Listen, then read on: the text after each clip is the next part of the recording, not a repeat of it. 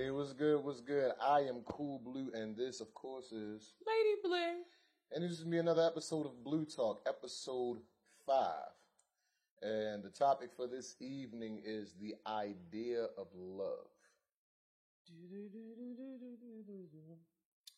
So the reason being why we decided to touch on this topic in the first place was the fact that we feel as though people enjoy the idea of love, but they don't want love in particular. A lot of times you hear people talk about love. It's like, oh, I want to be in love. I'm looking for love, da da da da. And I think people just like the idea of love. They're not necessarily looking for love. That's just me. Um, let's see. What would be your idea of love, or what is better yet? Scratch that. What does love mean to you? Love means to me, doing for your loved ones. Uh-huh. And that's more than just like buying gifts, but like actually doing things for them, helping them out, assisting them. I find love to be, what is love to me? Goodness grief. Doing stuff for others, just being there and making yourself more open and vulnerable to people than what you normally would. Okay. Love to me is patience. Love is understanding. Because I feel as though a lot of times people get caught on it. When you think about love, it's like you come to the table with like your standards. Yeah. And so it's like, this is what I want out of love. This, and this. And then when you get to talking to certain individuals, it's like, oh, well, I kind of got this idea of love, or I kind of got this, or I kind of want this out of a relationship, da da da da da. And it's like people aren't necessarily open, like you said, to like change. So that to me is kind of where the lines get a little dicey. And people don't necessarily talk about it as much, or if it does get talked about, it's like more or less what the other person did versus what you contributed to the table. You know what I'm saying? Yeah. So like my biggest thing, well, I guess like the next question I would have for you outside of that, because I was going to stick to the script. Well, I'll go back and answer your other one too, like kind of expand upon the point you made. I think people see like the dates and the cute like heel and Jordan pictures and stuff like that, and they think that's love. Couple photos. Yeah, like couple photos and like different things like that. I think people think that's love and not realizing that love requires work. Like with everything I keep saying, like love requires work. Like you gotta give it along with receiving it too. Yeah. Like I think people think they're just supposed to receive love instead of doing things to give it or adjusting to love a person how they need to be loved. Yeah, because it's a thing of, because I know sometimes we get approached just because, like we've been in a long lasting relationship or long lasting, that sounds kind of, is it long lasting like relationship? I mean, it has lasted long. So I would say it's long lasting. I mean, like it's like it sounds kind of like long term. Long term, yeah. About to say that way, it don't sound so fairy tale. Yeah, like a long lasting relationship that you guys have been in, long term relationships. So I think because like a lot of times people come and ask us about our relationship and like what we do, and like for some reason or another, like people don't think we argue. Like I don't know how it got spread that like me and my wife don't argue, but we definitely we might. When you love someone, you learn how to behave in public. Like, not saying that we beef in public or we argue in public or anything like that, but it's a thing of there's times where we might get into a tiff back and forth before we leave the house, like most couples do.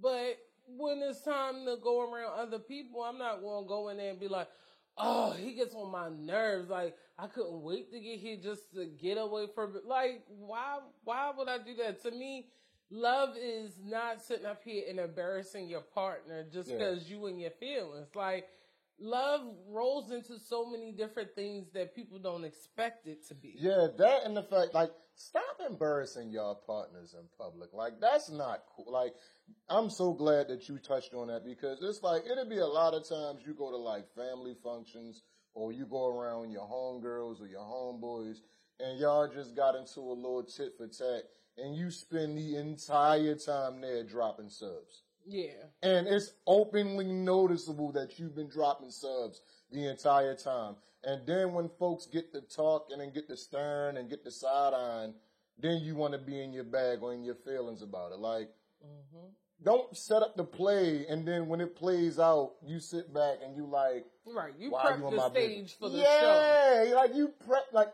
there it Now is. you don't prep want this, the audience. Exactamundo. You prep the stage. I couldn't have said it any better. You prep the stage for the show, and now you don't want the audience. Like, and I feel like people get like, and to bounce off of what you were saying, people get lost. I call it in the bubblegum effect, like the flowers, the butterflies, all that good jazz. But what happens once you get past that? And I guess, I glide right into the next question, which I have is, how has your idea of love changed? Because we've been together going on 11, solid 11. So how has your idea of love changed in these 11-something years we've been together? My idea of love has changed because, excuse me, y'all, I don't know why I had this random tickle. But anyway, my idea of love has changed because I'm more patient.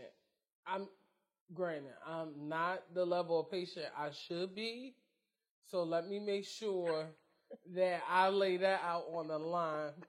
So that way y'all don't think I'm lying to y'all. But I've been learning, especially this past year or two, that love requires patience. And I'm a very impatient person by nature. Like, I'm just like, you're not giving me the solution quick enough, fine. I'll go somewhere else so I'll figure it out myself. I'm that type of person. But I've learned to slow it down and really like be patient with someone because people require softness. And when I say softness, I don't mean like, oh, let me baby and blah, blah, blah, blah, blah. But just being understanding that it may take that person time to reveal themselves or do something or like just understand like what you require of them. So I'm learning that love is more patient now over these past few years. I'm learning that, love isn't just about the dates and stuff. Like, granted, when we got together, it wasn't all about dates and things like that because we were both kids and both kind of broke. Like, we weren't broke, bro, but we were kind of broke. So it was like, it was never a materialistic thing for me. Yeah. But it's just like, you don't envy what you see on Instagram as much anymore. Like, oh, like, Darren, I wish we could did the Jordan and Hill pics or the da-da-da-da-da. Like, I'm learning, like, that's not your relationship. That's not your relationship. Like. Yeah, like, and you kind of, segued into what I was saying. Like, your relationship is your relationship. Mm-hmm. Keyword, your. Because a lot of times people really get caught up in the fact of trying to mimic play by play of what they see on these reality TV shows, what they see, what they aunt an uncle who ain't been in a successful relationship in God knows how long. Grandparents. Yeah, or even your I love my grandparents to death, but they used to have little tick for tats all day to the point where they would like argue and the family around would laugh. Yeah. And I realized, like, granted, that happens with being together for 30 plus years, but I don't want to do that. I don't want that to be my relationship. And my relationship, is my relationship. It's not my friends. It's not my parents. Like, I don't try to mimic anybody's relationship or say my marriage has to last this long or whatever. I think we kind of broke that mold when we decided to stay together forever. Well, not together forever, but together forever. But we decided to date for so long. She just told y'all on camera, I got about 5, maybe 10 more years left in this thing. Don't pay him attention. Don't pay him no attention. Basically, because we decided to date long term versus just getting married after year 2 or 3. Yeah. we had already started defining our own relationship anyway. Yeah.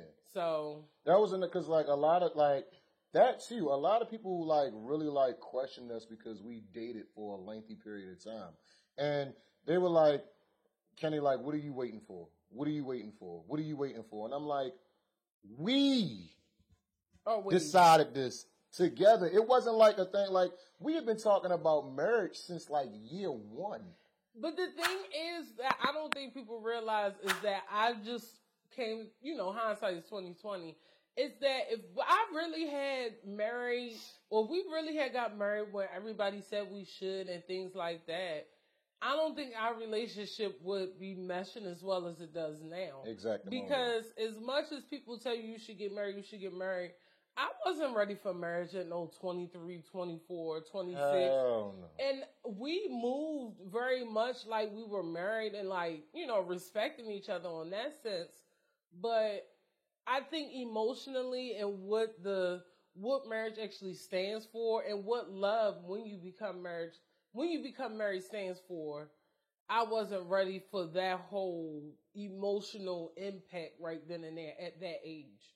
I just don't think that we was mature enough either. Like I'm about to say, like to be completely. I know I wasn't. I'm not gonna I'll speak for myself for this. I wasn't mature enough yet because it was certain things that I was working out internally in myself. I'm a Virgo, so war of the minds, chess game, that whole shebang. So it was a lot of things that I was internally working on that I didn't want to bring to the table marriage wise. So once we decided to do things and talk and come back, cause like we do this every year. Like we come back to the table, we talk about our relationship in general, even from like a married side of things. It's like, okay, cool. Well, what are you expecting out of this year? What are you expecting out of us coming into the following year? What goals do we want to set marriage wise? What goals do we want to set, individual? Like that's just kind of like a thing that we constantly try to build and, create on. So it's like, that, and I feel like arguments as well, because you have to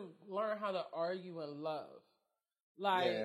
I know that's going to sound dumb, but like, when you really love someone, especially when it comes to having an argument, you really have to learn your words, because you'll slip up and say something because you got a slick mouth for trying to win an argument. But then that's something that could cut your partner for months, So I think too, we wouldn't have, not saying we wouldn't have made it, we probably would have made it, but I think because we waited a while and learned how to mature over the years, we also learned to argue with love versus arguing just to be angry and prove a point. Yeah, because there's a lot of people who will intentionally tap a red button just to win an argument. Because they bored today. Now, I'm going to just say just to win an argument. I'm about to say there are a lot of folks who will legit tap, like that button is a sweet spot.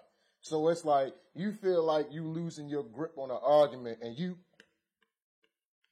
start tapping on that joint, knowing it's going to send your partner over the edge, And sometimes when you love someone, you sit back and be like, it's not worth it. It's not worth it. It's not worth it at all. At all. So that's one thing I will say. You learn that you really love someone when you learn how to argue with love. Like, when you really sit back and be like,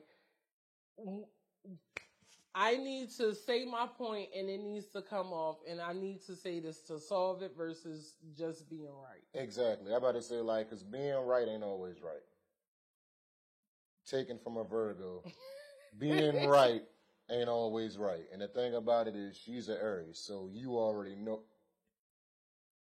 how that's clicking. So, but any final thoughts? Because I don't want to roll into it too deep and we kind of get into a whole 80-minute conversation. Right, because it's an easy convo to do that.